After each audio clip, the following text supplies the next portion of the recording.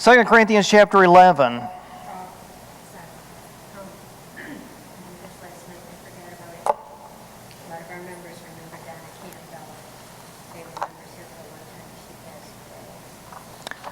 Donna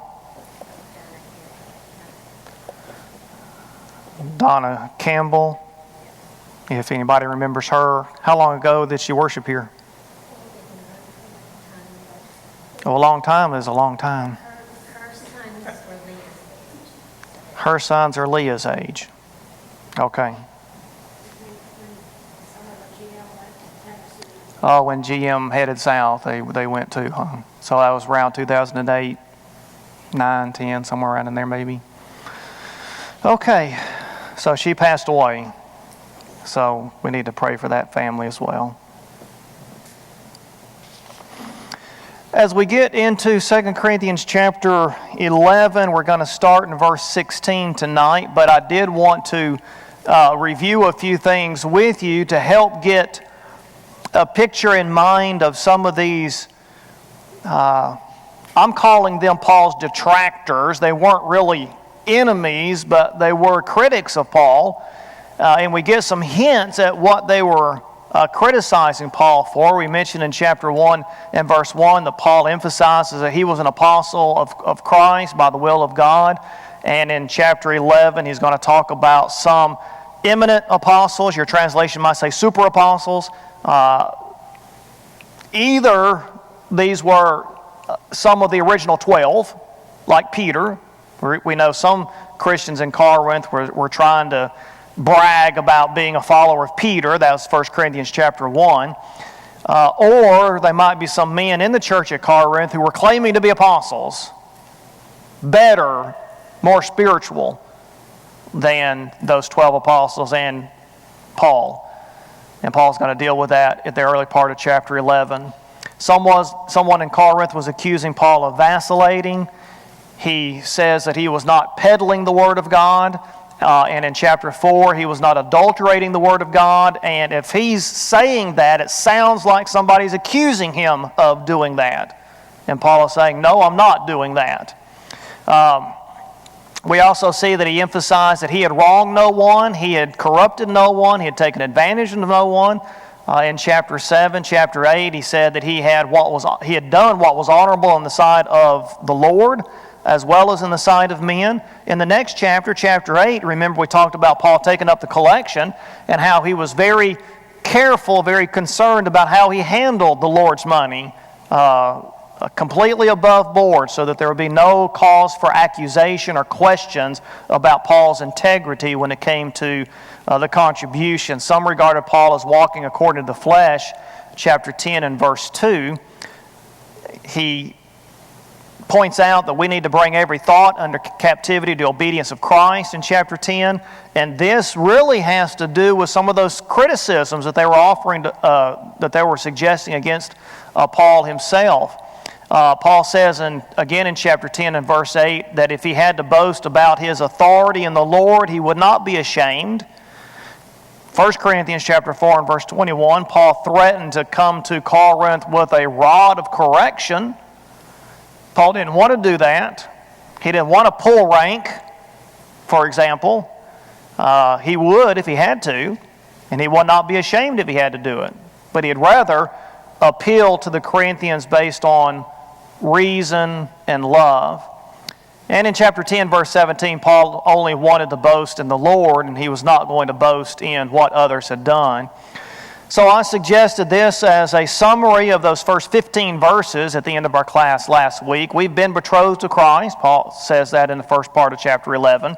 So we don't need to be deceived into accepting another Jesus, another Spirit, another gospel. Just go back to what's been revealed, back to the New Testament. That's exactly what churches of Christ have been pleading for the last 150 years. Just go back to the New Testament. And that's what Paul is saying here. Believers disguise themselves as apostles of Christ, and we talked about the fact that the way that we will not be deceived is by going back and reading the Bible, going back and studying the Scriptures. So let's get into this section of chapter 11. And we noticed in chapter 11 and verse 1 that Paul said, I want you to bear with me in a little foolishness. This word for foolishness is used 4 times in the New Testament, and Paul uses it 3 times here in chapter 11. In verse 17, he says, what I am saying, I'm not saying as the Lord would, but as in foolishness, in this confidence of boasting. And then again in verse 21, the word foolish, the adjective, is also used several times here in this chapter, 5 times, and then a couple of times in the next chapter. So, why is Paul referring to what he's doing as foolishness? Let's read verses 16 through 21 and come back to that question. Beginning in verse 16. Again I say, let no one think me foolish, but if you do, receive me even as foolish, so that I also may boast a little. What I am saying, I'm not saying as the Lord would, but as in foolishness and this confidence of boasting. Since many boast according to the flesh, I will boast also. For you, being so wise, tolerate the foolish gladly. For you tolerate it if anyone enslaves you, anyone devours you, anyone takes advantage of you, anyone exalts himself, anyone hits you in the face. To my shame, I must say that we have been weak by comparison.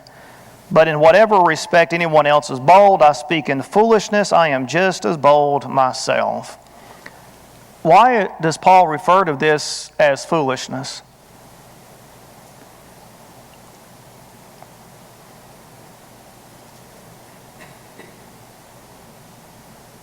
They were they were being carried away by every wind of doctrine, so to speak, and which was literally foolishness. And he said, all right, then let me act a fool. Let me just be foolish.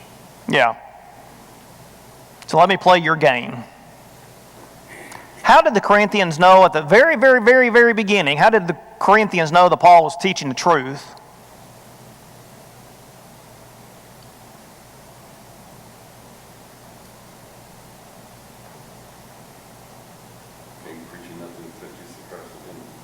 Okay, so he shows up at the door, so to speak, and he preaches Christ and Him crucified. How do they know that's the truth? What did Paul do to prove that was the truth? Miracles, right? Miracle signs and wonders. So Paul had the ability to perform these miracles. He may have even raised the dead. He probably had that ability. Did these false teachers at Corinth have that ability? No. So Paul could have said, okay, look, I'm going to prove to you that I am preaching the truth, and I have been preaching the truth. Here are the people I've healed. Here are the people I've raised from the dead. Here are the lepers that I've cleansed. He could have done any of that. But he doesn't. He actually turns this idea of boasting on its head. And he says, this is all foolishness. In fact, isn't it foolish to boast? Isn't it just foolish to boast?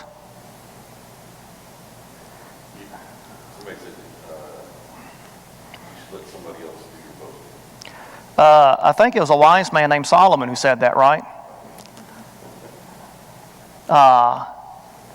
Proverbs chapter 27. Let another man praise you, not your own mouth, a stranger, not your own lips. That's Proverbs 27 and verse 2.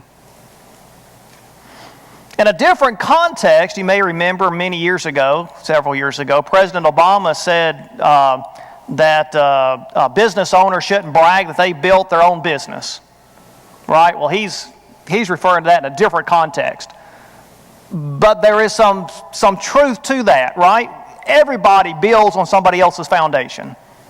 Everybody is building on what has gone before them. And we always owe a debt to other people who help us get to where we are. So Paul says, I'm going to turn this boasting on its head. Verse 17, he says, what I am saying, I'm not saying as the Lord would, but as in foolishness, in this confidence of boasting. Boasting is such a key word in these 3 chapters, 10, 11, and 12. 20 times Paul uses the verb to boast in this letter. Now, would Jesus react like Paul is reacting?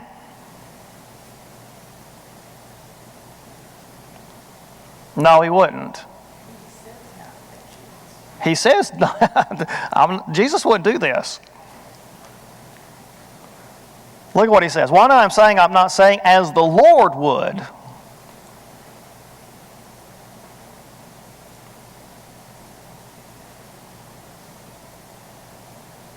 But he goes on to say in verse 18, since many boast according to the flesh, I will boast also. So in what sphere or from what perspective is Paul boasting? From a worldly perspective. Since what that seems to matter to these people. Right, that's what matters to these people. Again, this is Paul getting down on their level. And yet, at the same time, he's going to be teaching them a lesson as he does that. So he says, let's look at this from a human perspective, a worldly perspective. Verse 19, for you, being so wise, tolerate the foolish gladly. You've got these men among your number who are teaching something that is in error, and error always contradicts itself. Error cannot be consistent with itself because it's error. Only truth is consistent with itself, and truth is consistent with the reality. That's the definition of the word. So these false teachers, these detractors of Paul, are contradicting themselves. They're contradicting the truth. They're contradicting what Paul has been preaching.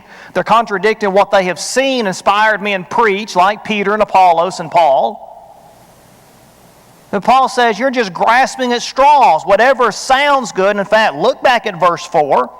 If one comes and preaches another Jesus whom we have not preached, or you receive a different spirit which you have not received, or a different gospel which you have not accepted, you bear this beautifully. Now that almost sounds like some of those examples that I used this past Sunday morning in the lesson on worship. Line dancing in worship. You may remember the article that I was referring to. The pastor of that church said that's what the church had to do to be relevant to this generation. You mean there's not bars that they can go to dance? So the Corinthians, they may have not have gone that far and being that crazy, but the Corinthians were still of that same mentality. We got to grasp something new, something different. And so he says, you're just going after what is foolish. In fact, if you look at verse 19, the Greek word for foolish is in a negative form of the word for wise. In other words, they're the same word, except foolish has a negative with it. So in English, we would say wise and unwise. So being so wise, of course he's being sarcastic, right? You tolerate the unwise gladly. And of course, when adults do that kind of thing, we just make fools of ourselves. So what were the Corinthians tolerating? Verse 20.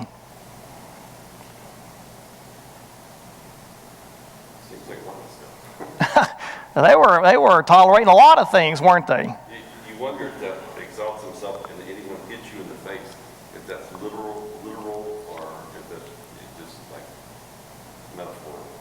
Yeah, I mean, sometimes we just don't know. Is it literal or is it a figure of speech? Yeah, were they allowing people to hit them in the face?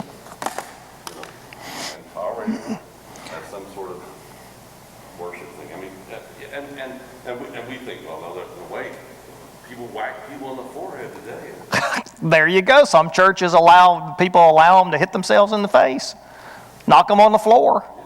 I mean, so why wouldn't we think that could happen there? Yeah, that's a good illustration. It kind of sounds like they're just, whatever these people are coming and telling them, okay, we'll just... Whatever you say, we're going to accept it. Whether we like it or you're abusing us or whatever, Yeah, that's what it sounds like. No, it doesn't sound smart. But intelligent people are easily led astray, right? Go back to verses 13 through 15. Such men are false apostles, deceitful workers, disguising themselves as apostles of Christ.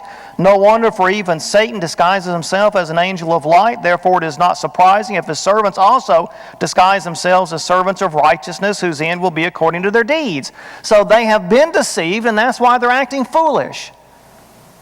But we look at the religious world today and we see intelligent people who are easily led astray and doing things that are just foolish. And it's because their feet are not grounded in the Word of God. Look over James chapter 2. James had to deal with similar issues with his audience. And again, we wonder if James is talking literally or figuratively. James chapter 2, beginning in verse 6, verse 5.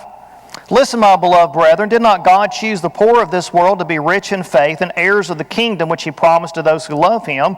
But you have dishonored the poor man. Is it not the rich who oppress you and personally drag you into court? Do they not blaspheme the fair name by which you have been called?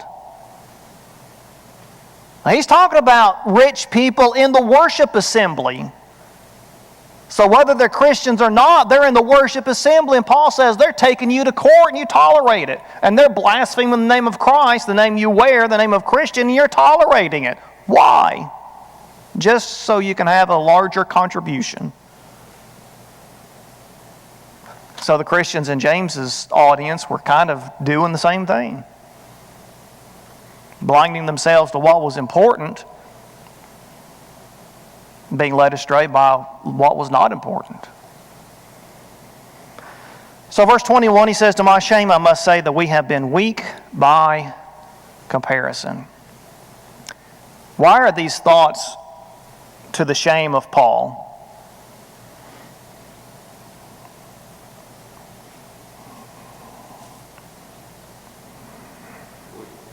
In some way, maybe he feels responsible for that. Maybe I should have been harder on him, or maybe I should have whacked him. Maybe he should have been harder on him. Maybe he felt like he didn't teach enough in some area or something. Now, we're constantly questioning ourselves. My dad had a Bible study, series of Bible studies one time many years ago in Hayesville, North Carolina, husband and wife. And right after he baptized them, they went back to the denominational church they came out of. And Dad was like, what? What happened?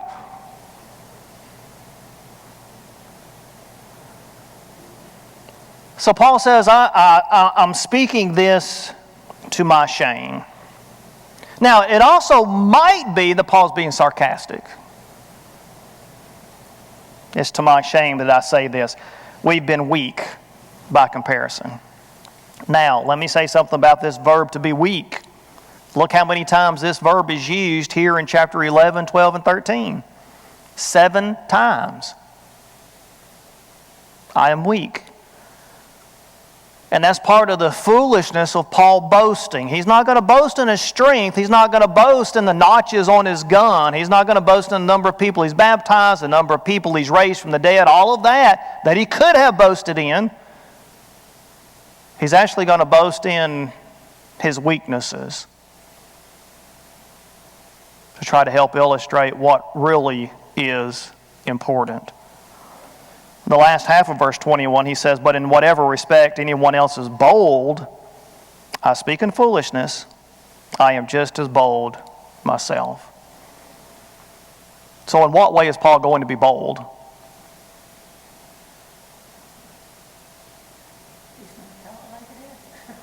He's going to tell it like it is. If you want to compare notes, let's compare notes. In some way they were bragging. We don't exactly know what they were bragging about. And Paul's going to brag about what he went through to get them the gospel. So let's see what he went through. You're familiar with this passage. Verse 23. Are they Hebrews? So am I. Are they Israelites? So am I. Are they descendants of Abraham? So am I. Are they servants of Christ? I speak as if insane. I'm more so. And far more labors and far more imprisonments, beaten times without number, often in danger of death. 5 times I received from the Jews 39 lashes. 3 times I was beaten with rods. Once I was stoned. 3 times I was shipwrecked. A night and a day I have spent in the deep. Let me stop there for a moment. Back up in verse 22, Hebrews, Israelites from the family of Abraham. You recall in Philippians chapter 3, Paul makes a very similar argument to the church in Philippi, to the Christians in Philippi, about his background. If anyone else has a mind to put confidence in the flesh, Paul wrote, I more so. I was circumcised the 8th day of the nation of Israel. I was from the tribe of Benjamin, the same tribe that King Saul came from, the first king in the monarchy. And he says, I am a Hebrew of the Hebrews and a Pharisee, to top it all off. Now, if you could paraphrase that, what is Paul saying? You can't be more Jewish than I am. We might say today, you are a red-blooded American, born and raised here, 4th generation. I've got descendants that came over on the Mayflower. You can't get any more American than I am. Now, that's what Paul is saying where it comes to his background, his Jewish background. I am as Jewish as they get.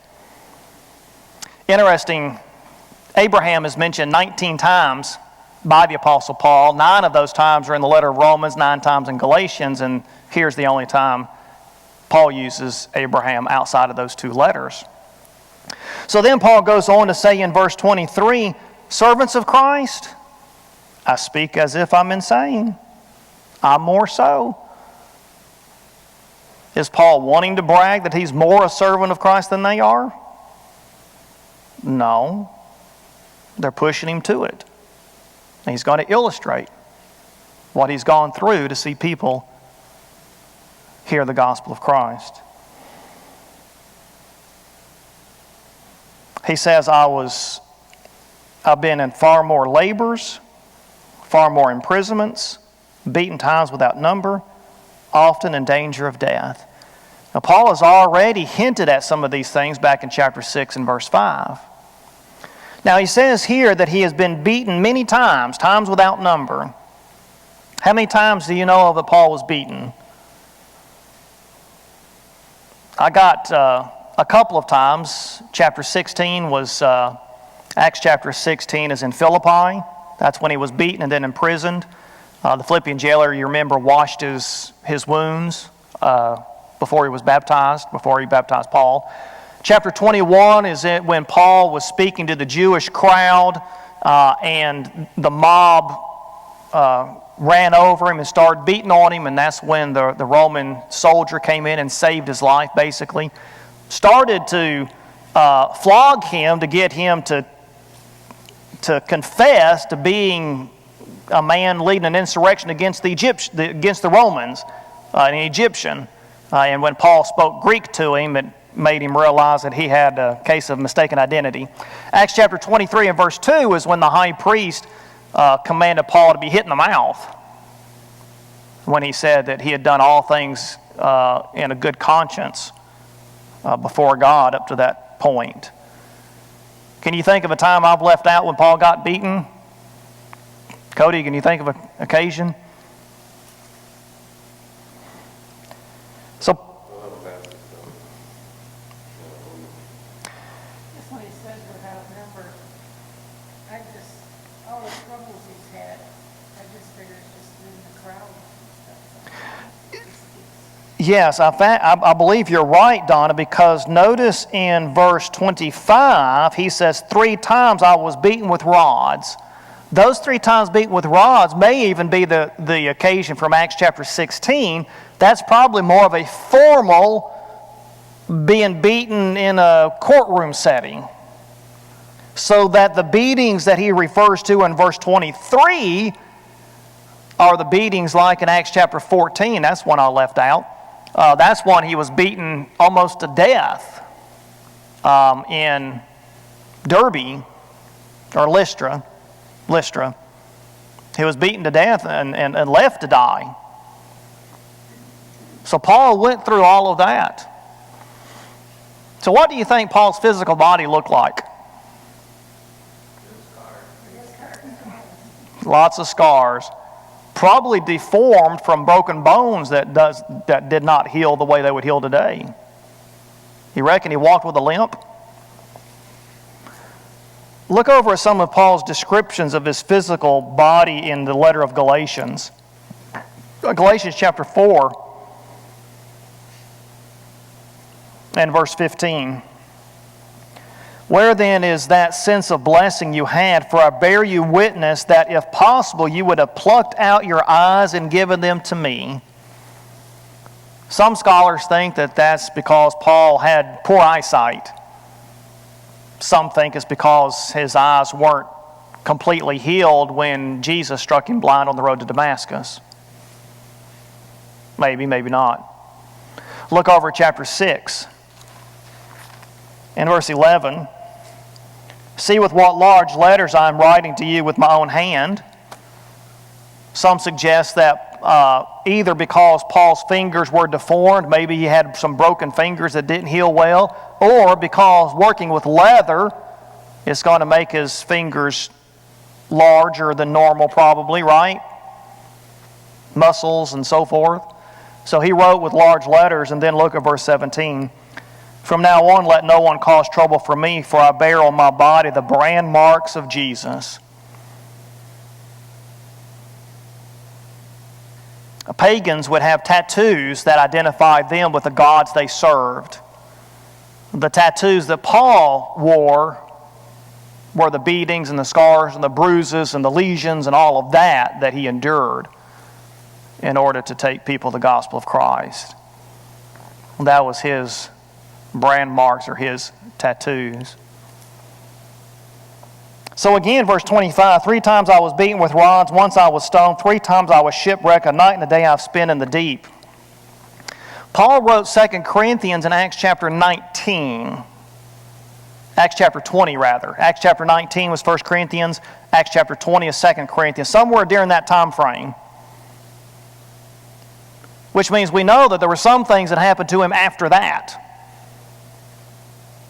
For example, where the crowd beat him when the Roman soldier saved his life that I just referred to, that was in chapter 21.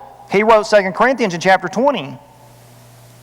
And then, of course, we've got that shipwreck in chapter 27 on the trip to Rome. That's not included in this number either. So this is certainly an incomplete list of the things that Paul endured, simply because he loved people. Remember, he told the Corinthians back in chapter 11 and verse 11, why am I doing this? Because I do not love you? God knows I do. Now, verse 26. I have been on frequent journeys and dangers from rivers and dangers from robbers and dangers from my countrymen and dangers from the Gentiles and dangers in the city, dangers in the wilderness, dangers on the sea, dangers among false brethren. There are 2 things that stand out to me from that list. What stands out to you from that list? It seemed there wasn't any place he could go. There wasn't danger. There was danger all over the place, right?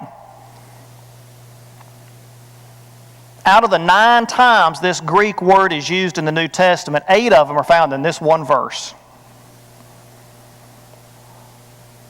And then there's something else that stood out to me. How many of these words are in the plural? This wasn't just one time.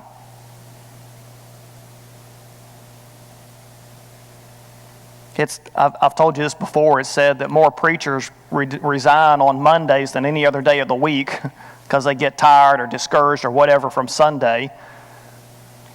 And you get discouraged in your job, obviously. I get discouraged in my job. But I've never gone through what Paul went through. Never experienced anything near what Paul went through. My lesson this last Sunday night, of course, was on diligence, stick-to-itiveness. Most of us need a good helping of stick-to-itiveness. Paul needed a hug. You'd have to be careful how you did it because it might hurt. All right, so even false brethren, notice that, at the very end of the list, having to deal with false teachers. Somebody else has said one time, there's no problem worse than church problems. And Paul had to deal with that too. Problems in the church. What topped it all off? Verse 27, I've been in labor and hardship through many sleepless nights and hunger and thirst, often without food and cold and exposure. Again, Paul already introduced some of these ideas back in chapter 6 and verse 5. And that hunger and thirst is the context of that statement that we love so much from Philippians chapter 4 and verse 13. And yet, more often than not, our use of Philippians 4:13 is extremely shallow compared to how Paul actually uses the verse. Philippians 4:12, I know how to get along with humble means, and I also know how to live in prosperity in any and every circumstance. I've learned a secret of being filled and going hungry, both of having abundance and suffering need. I can do all things through Christ who strengthens me. We put a very positive spin on it. Yes, we put a positive spin on it. Swanks. Yeah, and shallow. Because Paul was willing to go through anything to stand up for the teachings of Christ. And if it meant he suffered from hunger, then so be it. If things were going well and he had a full stomach, then so be it. He said, I can do all things through Christ. I can stay faithful to Christ if it means good times, and I can stay faithful to Christ if it means bad times. And so Paul endured that. And then in verse 28 is where he, to me, mentions the thing that was dearest to him. Apart from such external things, there is the daily pressure on me of concern for all the churches. So what was of the most important concern for Paul?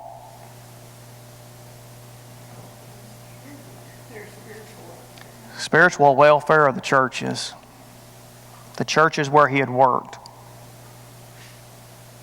I have not counted, I don't think I've ever counted the number of churches that Paul worked with.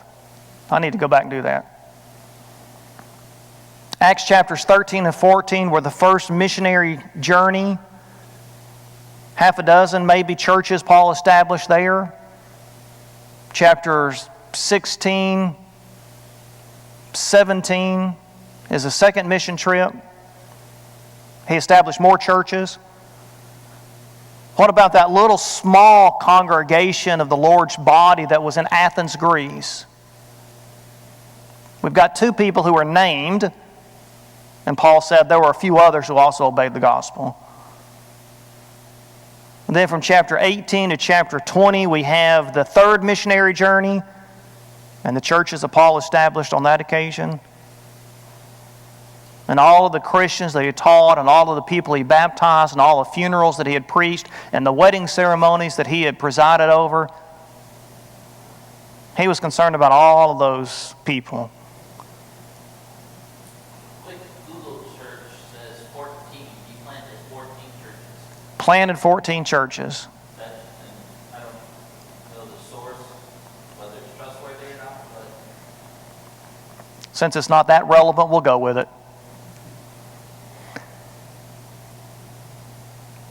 And he describes some people in those churches, I think, in verse 29. Notice he says, who was weak without my being weak? Who was led into sin, or the Greek word is offended or scandalized, without my intense concern?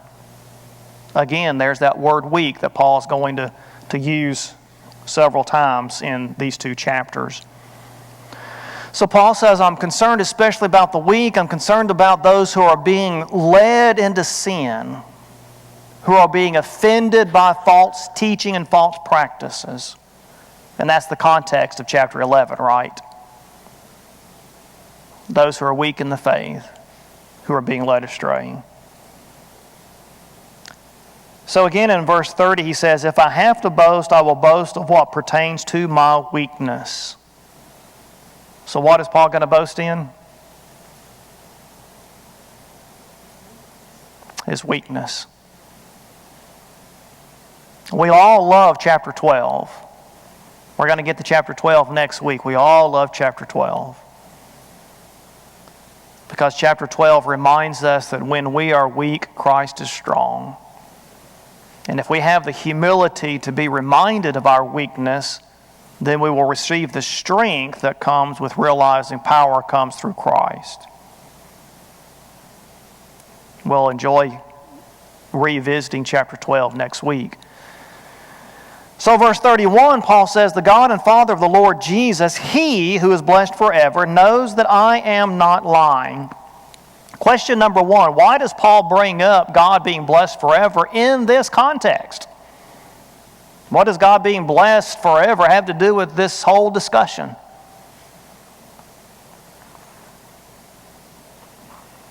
Because he's doing it for God. He's doing it for God. Any other thoughts? I mean, that's true. Any other thoughts? Look back at chapter 1, verses 8 through 10.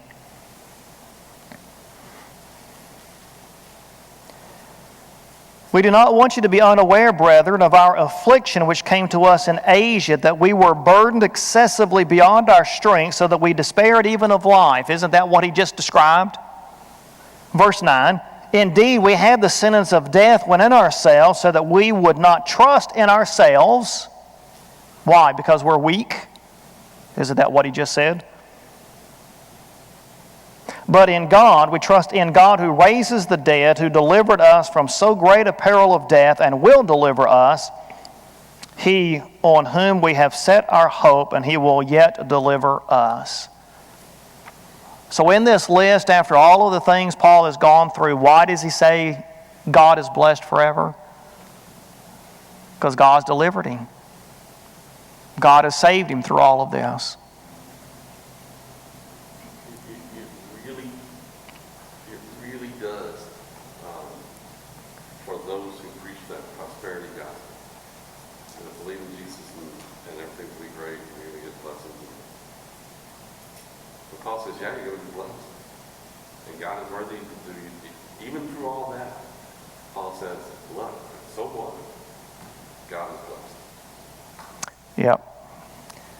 The prosperity gospel suggests that if you're faithful, God will bless you, and generally speaking, they mean in material terms. And if you're having a hard time, it's because you're not as faithful to God as you should be. You need to be evangelizing more, come to church more, praying more, reading the Bible more. If you're not being blessed materially, it's because you're not being as faithful as you ought to be. That's the prosperity gospel. And unfortunately, I sat in a Bible class when we were living in Romania. We were visiting a church in the Atlanta area, and sat in a Bible class where the Bible class teacher pretty much taught that very thing. And I raised my hand and I said, I think there's a lot of Romanian Christians that would disagree with you.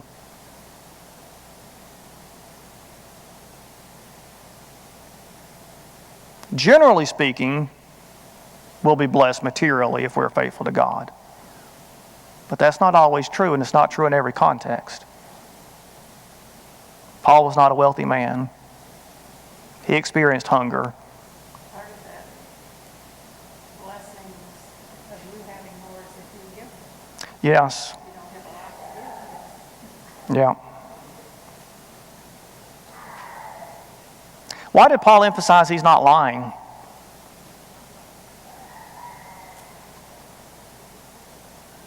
Again, it may be a situation of people accusing him of lying. Probably somebody's been accusing him of lying. Because if you would read this list and didn't know Paul, you're like, yeah, are you going to all that? Yeah. Who would go through all that? I wouldn't go through that. That's what people would say. I wouldn't go through that. I'd quit preaching and go driving a truck or selling insurance. That's what preachers normally do.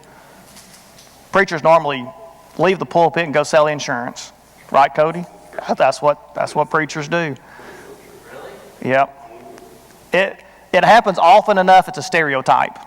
Wow. Never heard of that. Four. No, I know four. Oh, he knows 4 preachers that have done that. That either had done it or did it while they were preaching. Yeah.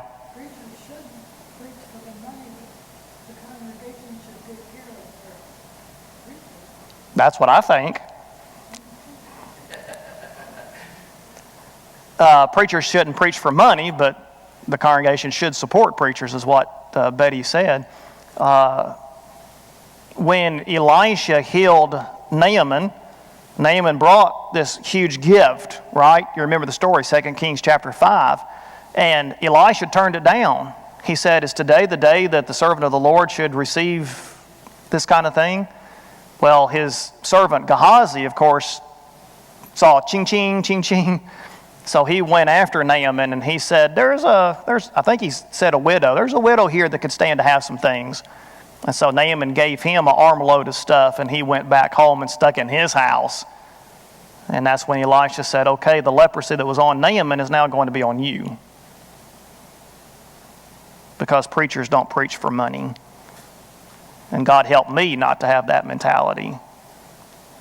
Because as we all know, we've got to have money to live, right? So the temptation is preach what people want to hear. And so preachers, I have to walk a line sometimes. Maybe changing the style of the way I preach. Maybe change the way I present what I preach. But not change what I preach. If it's the truth. Let's look at the last 2 verses, 32 and 33. And this is just one specific example of what Paul went through. Paul says, in Damascus, the ethnarch under Aretas, the king, was guarding the city of the Damascenes in order to seize me, and I was let down in a basket through a window on the wall and so escaped his hands. Paul was in Damascus in Acts chapter 9. And Aretas is Aretas IV. We know of him, at least a little bit, from secular sources. And apparently, in Acts chapter 9, the Arabic community and the Jewish community joined hands in order to persecute Saul of Tarsus. He wasn't called Paul at that point, but persecuted Saul of Tarsus to get him to quit preaching salvation in Jesus Christ. And so they got together and they were going to seize Paul and either beat the snot out of him or even kill him. And so some brethren put him in a basket and lowered him over the wall. We're going to read those verses from Acts 9 in just a moment, but at that point in time, the first Roman soldier to storm over a wall would receive an award. And so again, Paul turns this whole discussion on its head by pointing out that he had to be let down over a wall by somebody else in order to escape with his life. And so it just illustrates his weakness in contrast to the strength and power and courage of a Roman soldier. So Acts chapter 9, 22 and following, Saul kept increasing in strength and confounding the Jews who lived at Damascus by proving that this Jesus is the Christ. When many days had elapsed, the Jews plotted together, apparently with those from Damascus, to do away with him, but their plot became known to Saul, and they were also watching the gates day and night so that they might put him to death. But his disciples took him by night and let him down through an opening in the wall, lowering him in a large basket. So that was Paul, boasting and having to run for his life. It is foolish to boast in what we have accomplished. Even in the Lord, what have we done that parallels what Paul has done? Shall we boast in our weakness? That's what Paul does in chapter 12. And that's what we'll look at next week. Any other thoughts or comments on these verses?